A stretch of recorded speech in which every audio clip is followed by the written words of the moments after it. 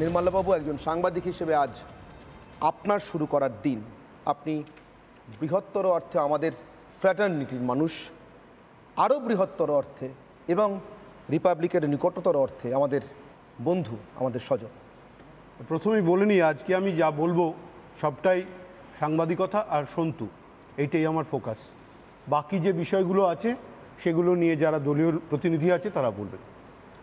প্রথম কথা হচ্ছে যে 1953 সালে ট্রাম আন্দোলনের সময় যখন সাংবাদিকদের উপর অত্যাচার নেমে এলো, চুলের মুঠি ধরে মহিলা সাংবাদিক তখন গুটিকতক ছিল, তাদেরকেও টেনে এনে নর্দমায় ফেলে দেওয়া হয়েছিল।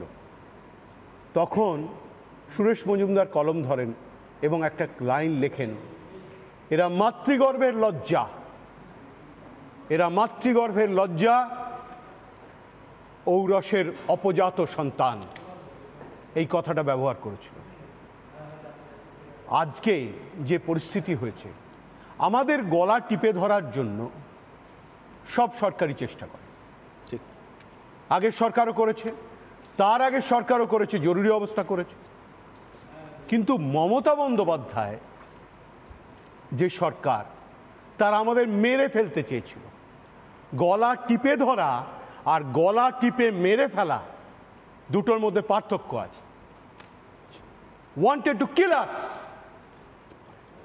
এই প্রথম, দ্য ফার্স্ট টাইম, অর্ধ শতাব্দীর মধ্যে আমরা সাংবাদিকতার সূর্যোদয় দেখলাম। তার কারণ সিপিএম বামফ্রন্ট জমানায় আমাদের ওপর অত্যাচার নেমে আসতো, কিন্তু আমাদের কেউ কখনো অ্যারেস্ট হয়নি। শুনলে অবাক হবেন, যার সঙ্গে আন্দোলন করতাম, যিনি আন্দোলনের মুখ হয়ে দাঁড়িয়েছিলেন, সেই মমতা বন্দ্যোপাধ্যায়, তিনিও কোনোদিন অ্যারেস্ট হননি, কোনোদিন লক আপ খাটেননি, কোনোদিন জেলে যাননি। আর আজকে তিনি একটা জুনিয়র রিপোর্টারকে লক আপে ঢোকানোর জন্য উদ্গ্রীব হয়ে পড়েছে। সন্তু আমাদের কাছে একটা প্রতীক। রিপাবলিক বাংলা যে মামলা করেছিল সন্তুকে বাঁচানোর জন্য, সেটা হয়ে গেল নজির, একটা প্রিসিডেন্স আর একটা সিম্বল। সন্তু আমাদের সম্পদ, তাকে সামনে নিয়ে আমরা সব সাংবাদিকরা এগিয়ে যাব, এটাই আশা রাখি। যে অর্ডার এসেছে, কোর্ট আজকে যেভাবে পুলিশকে ভর্ৎসনা করেছে, এরপরে যদি কোনো সাংবাদিক ভয় পান, আমি বলবো সেই সাংবাদিক হয় নিজের কলম বিক্রি করে দিয়েছে, আর নয় সে কোনো গর্হিত কাজ করেছে। যদি কোনো সাংবাদিক যেমন সন্তু করেছে মাথা তুলে কাজ করে, তাহলে তার ভয় পাওয়ার কোনো দরকার নেই। একেবারেই যত নিকৃষ্টতম, ঘৃণ্য, জঘন্য অপরাধের অভিযোগই আপনার বিরুদ্ধে করুক না কেন, আর তার জন্য ফেসবুকে কিছু ভাড়া করা আইটি সেলের লোকজন যত দাপাদাপি করুক না কেন, বিচার ব্যবস্থায় আস্থা রাখলে, নিজে অপরাধহীন হলে আপনাকে মুক্ত করতে বাধ্য। এটা প্রেসিডেন্স হয়ে থাকবে, এটা প্রেসিডেন্স হয়ে থাকবে। নির্মলাবাবু, একজন সাংবাদিক হিসেবে আজ আপনার শুরু করার দিন। আপনি বৃহত্তর অর্থে আমাদের ফ্র্যাটার্নিটির মানুষ, আরও বৃহত্তর অর্থে এবং রিপাবলিকের নিকটতর অর্থে আমাদের বন্ধু, আমাদের স্বজন। প্রথমেই বলে নিই, আজকে আমি যা বলবো সবটাই সাংবাদিকতা আর সন্তু, এইটাই আমার ফোকাস। বাকি যে বিষয়গুলো আছে সেগুলো নিয়ে যারা দলীয় প্রতিনিধি আছে তারা বলবেন।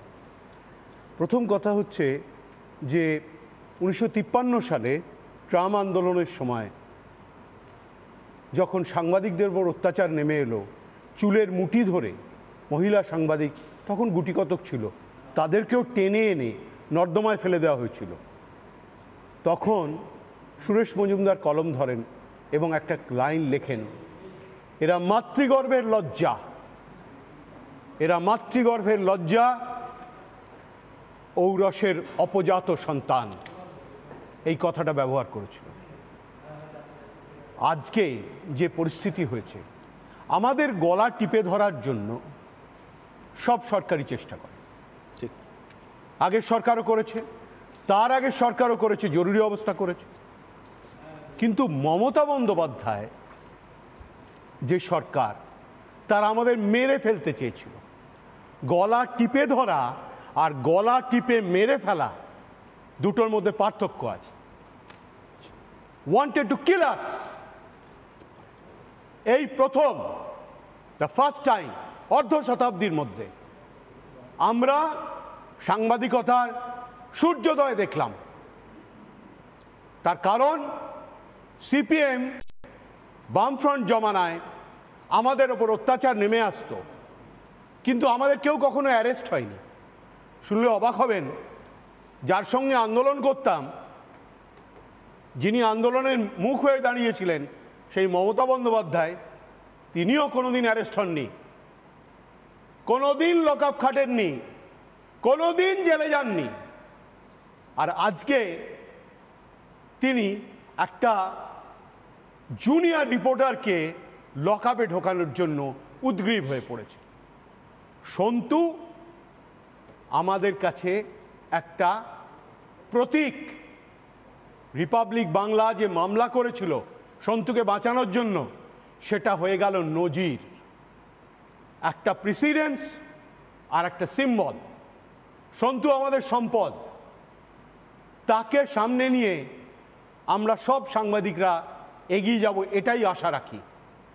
যে অর্ডার এসেছে, কোর্ট আজকে যেভাবে পুলিশকে ভর্ৎসনা করেছে, এরপরে যদি কোনো সাংবাদিক ভয় পান, আমি বলবো সেই সাংবাদিক হয় নিজের কলম বিক্রি করে দিয়েছে, আর নয় সে কোনো গর্হিত কাজ করেছে। যদি কোনো সাংবাদিক যেমন সন্তু করেছে মাথা তুলে কাজ করে, তাহলে তার ভয় পাওয়ার কোনো দরকার নেই।